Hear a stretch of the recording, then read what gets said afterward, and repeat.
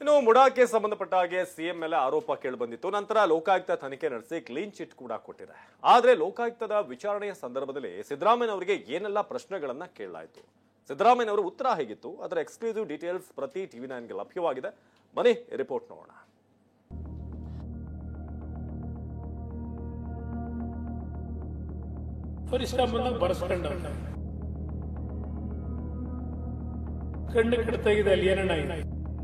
ಮುಡಾ ಪ್ರಕರಣದಲ್ಲಿ ಸಿದ್ದರಾಮಯ್ಯ ಪಾತ್ರವೇ ಇಲ್ಲ ಅಂತ ಲೋಕಾಯುಕ್ತ ಕ್ಲೀನ್ ಚಿಟ್ ಕೊಟ್ಟಿದೆ.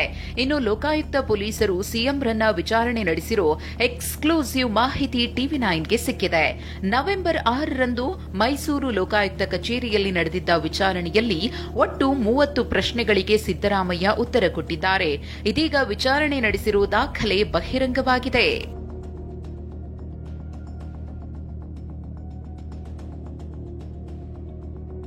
ಲೋಕ ತನಿಖಾ ವರದಿಯ ಎಕ್ಸ್ಕ್ಲೂಸಿವ್ ಡೀಟೇಲ್ಸ್.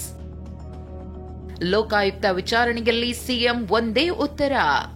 ಲೋಕಾಯುಕ್ತ ಅಧಿಕಾರಿಗಳು ಕೇಳಿರೋ ಪ್ರಶ್ನೆಗೆ ಸಿಎಂ ಸಿದ್ದರಾಮಯ್ಯ ಉತ್ತರಿಸಿರೋ ವರದಿ ಸಿಕ್ಕಿದೆ. ಅದರಲ್ಲಿ ಬಹುತೇಕ ಎಲ್ಲಾ ಪ್ರಶ್ನೆಗಳಿಗೂ ಸಿಎಂ ಒಂದೇ ಉತ್ತರ ನೀಡಿದ್ದಾರೆ. ಹಾಗಾದ್ರೆ ಅದರಲ್ಲಿ ಏನಿದೆ ಅನ್ನೋದನ್ನೇ ಹೇಳ್ತೀವಿ ನೋಡಿ. ಮುಡಾಗೆ ನನ್ನ ಪತ್ನಿ ಬರೆದಿರುವ ಪತ್ರದ ವಿಚಾರದ ಬಗ್ಗೆ ನನಗೆ ಗೊತ್ತಿಲ್ಲ. ಪತ್ನಿ ನೀಡಿದ್ದ ಅರ್ಜಿಯಲ್ಲಿ ವೈಟ್ನರ್ ಹಾಕಿದ್ದು ನನಗೆ ಗೊತ್ತಿಲ್ಲ. ಪತ್ನಿ ಖಾಸಗಿ ಹಾಜರಾತಿ ಪಡೆದ ವಿಚಾರವೂ ಗೊತ್ತಿಲ್ಲ. ಇನ್ನು 14 ಸೈಟ್ ಬಗ್ಗೆ ಅಫಿಡವಿಟ್ನಲ್ಲಿ ಘೋಷಣೆ ಮಾಡಿರೋದು ಕೂಡ ನನಗೆ ನೆನಪಿಲ್ಲ. 14 ಸೈಟ್ಗಳಿಗೆ ನಾನು ಯಾವತ್ತೂ ಭೇಟಿ ಕೊಟ್ಟಿಲ್ಲ. ನನ್ನ ಮದುವೆಗಿಂತ ಮುಂಚೆ ಮಲ್ಲಿಕಾರ್ಜುನ ಸ್ವಾಮಿ ಪರಿಚಯ ಆದ್ರೆ ಮಲ್ಲಿಕಾರ್ಜುನ ಸ್ವಾಮಿ ಜೊತೆ ಹಣಕಾಸಿನ ವ್ಯವಹಾರವನ್ನೇ ನಾನು ಮಾಡಿಲ್ಲ. ಇನ್ನು ಮೂಲ ಭೂಮಾಲೀಕ ದೇವರಾಜು ಕೂಡ ನನಗೆ ಪರಿಚಯವಿಲ್ಲ ಅಂತ ಸಿಎಂ ಉತ್ತರ ಕೊಟ್ಟಿದ್ದಾರೆ. ಮುಡಾದಲ್ಲಿ ಏನೇನಾಗಿದೆ ಅಂತ ಕಣ್ಣಿಗೆ ಕಟ್ಟಿದ ಹಾಗೆ ಇದೆ ಅಂತ ಕೇಂದ್ರ ಸಚಿವ ಕುಮಾರಸ್ವಾಮಿ ಹೇಳಿದ್ರು. ಏನಿದೆ ಅಂತಕ್ಕಂಥದ್ದು ನಾನು ಹೇಳಕ್ ಹೋದ್ರೆ ಅದೆಲ್ಲ ಒಂದ್ ಕಡೆ ತಪ್ಪಾಗುತ್ತೆ. ಏನ್ ಮಾಡುದು, ಕಣ್ಣು ಕಟ್ಟಾಗಿದೆ,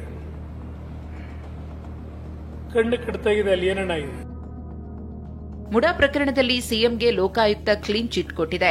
ಮಾರ್ಚ್ 7ಕ್ಕೆ ಜನಪ್ರತಿನಿಧಿಗಳ ಕೋರ್ಟ್ ವಿಚಾರಣೆ ಮುಂದೂಡಿದೆ. ಅಂತಿಮ ವರದಿ ಕಾಪಿ ನೀಡಲು ದೂರುದಾರ ಸ್ನೇಹಮಯಿ ಕೃಷ್ಣ ಮನವಿ ಮಾಡಿದ್ದಾರೆ.